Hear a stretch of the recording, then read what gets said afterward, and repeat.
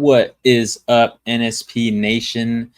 I'm hosting today on Monday for Overreaction Monday. What a shocker. But welcome in, guys. Hopefully, you guys have watched the other videos thus far. But today, we're going to talk about my main man here, Jordan Love.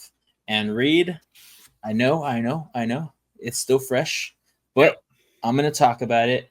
I'm going to be as nice as I possibly can, but also get to my point.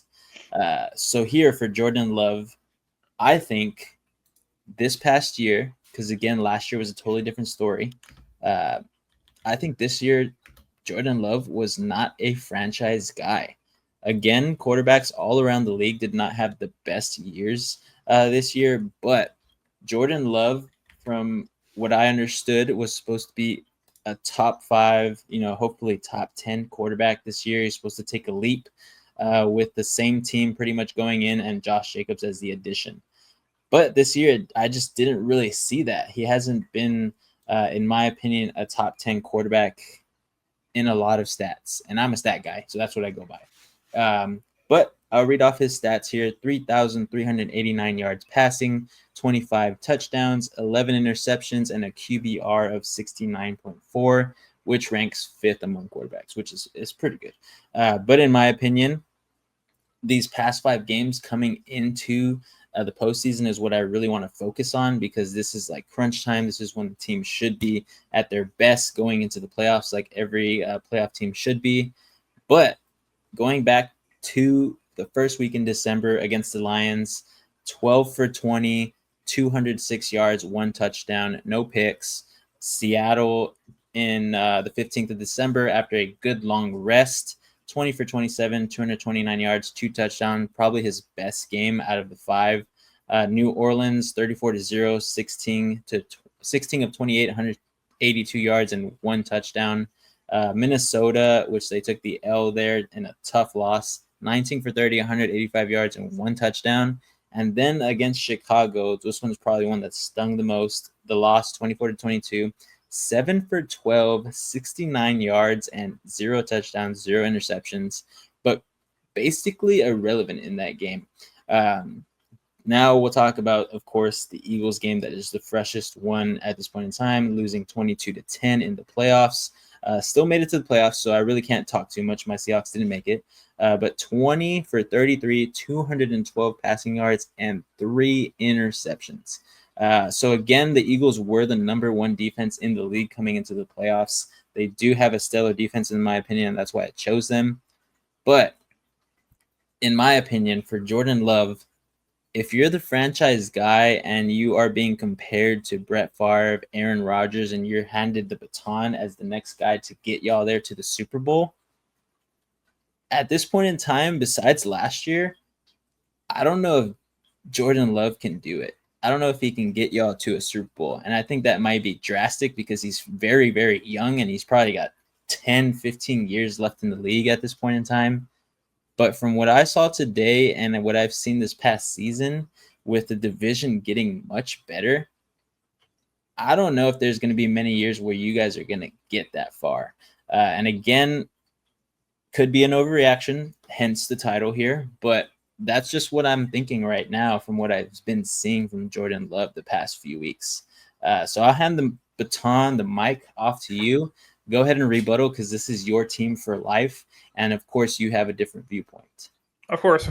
So my viewpoint, Jordan Love is him. He is the future. I'm not upset about the contract that we signed him to this past offseason, giving him $55 million a year, a lot of guaranteed money. I'm not upset with that contract still.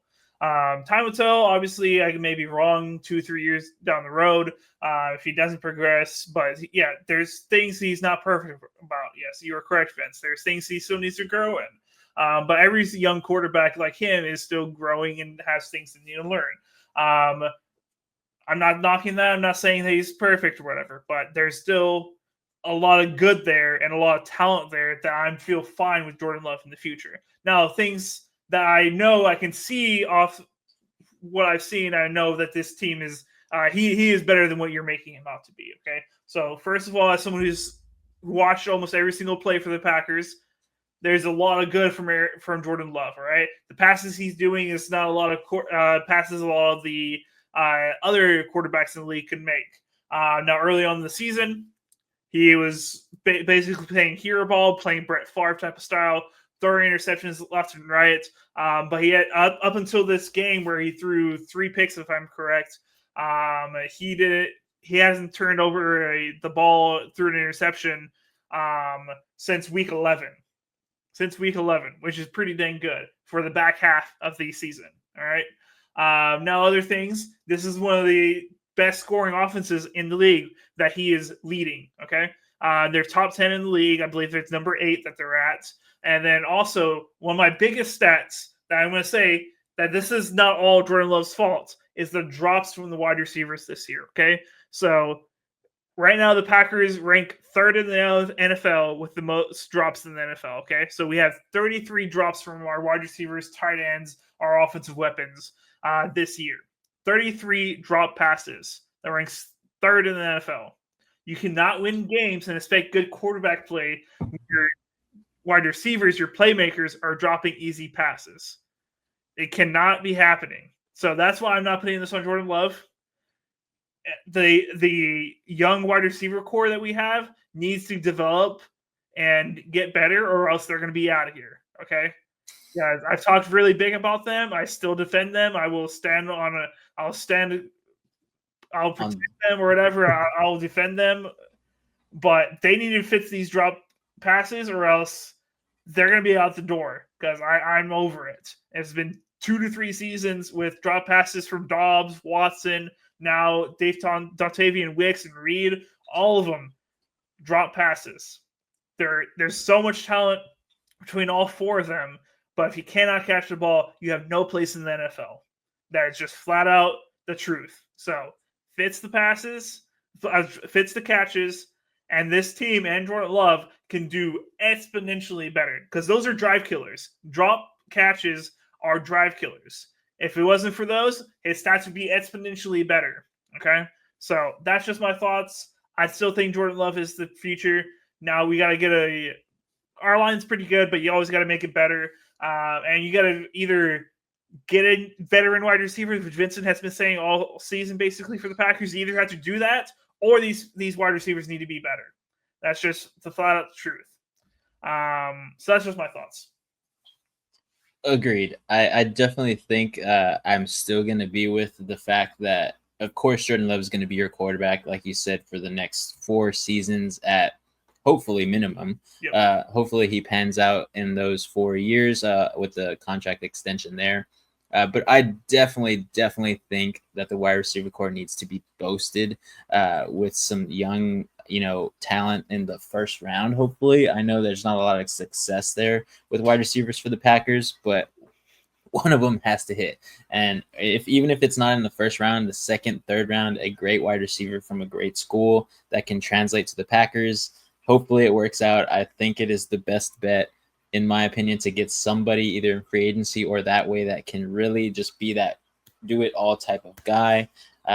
I will stand on that for hopefully the next few years until it happens. But I just think Jordan Love needs help. Again, I'm not 100% on the fact that Jordan Love is not the guy for the Packers to get them to the Super Bowl. But I think from what I've been seeing so far, it's just the entire offense right there is just not clicking with him, whether it's the wide receivers, whether it's the offensive coaching there, whatever it will be in the next few years. We'll see. I wish nothing but good football for the Packers. I hope that they can come back and win the division just for your sake, Reed. But at this point in time, I think it's going to be a long while until you guys are back on top if these other teams can stay at what they're doing. But yeah. So, of course, guys, hopefully you like what we've been saying. If you agree with me and Reed, put it down in the comments section. Make sure you hit the like button and hit the subscribe button to keep up with everything NSP. We are going into the offseason after the playoffs, and we will keep pushing videos out. So make sure you are having that notification bell on. And other than that, Reed, you got anything else to say? Go Pack, go. Looking forward to that season. There we go, guys. So as we always say here, hit the like button, hit the subscribe button, and of course, keep on grinding.